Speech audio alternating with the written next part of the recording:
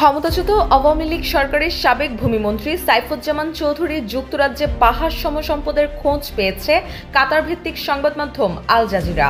এক অনুসন্ধানে সামনে এসেছে সামান্য সরকারি বেতন পেয়েও ভিনদেশে কিভাবে সাম্রাজ্য গড়ে তুলেছেন আওয়ামী লীগের সাবেক এই মন্ত্রী।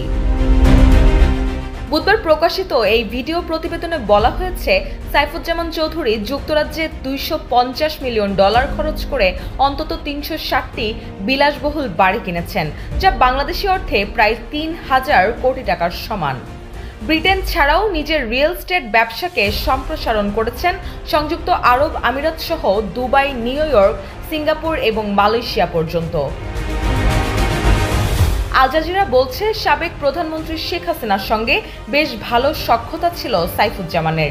ভিডিও প্রতিবেদনে দেখা গেছে এই কথা তিনি নিজেই স্বীকার করে বলছেন, আমার বাবা শেখ হাসিনার খুব কাছের লোক ছিলেন, আমিও তার কাছের লোক।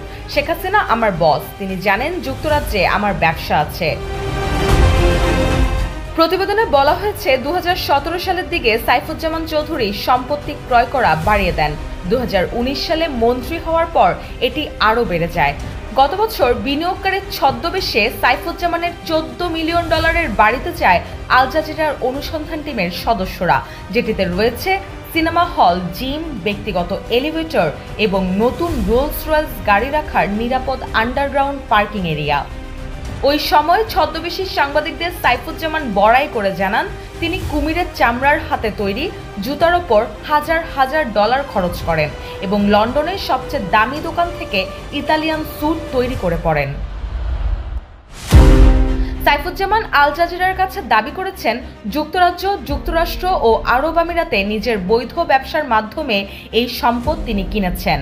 তবে অন্তর্বর্তী সরকার তার বিরুদ্ধে এখন অর্থ পাচারের অভিযোগ এনে তদন্ত শুরু করেছে।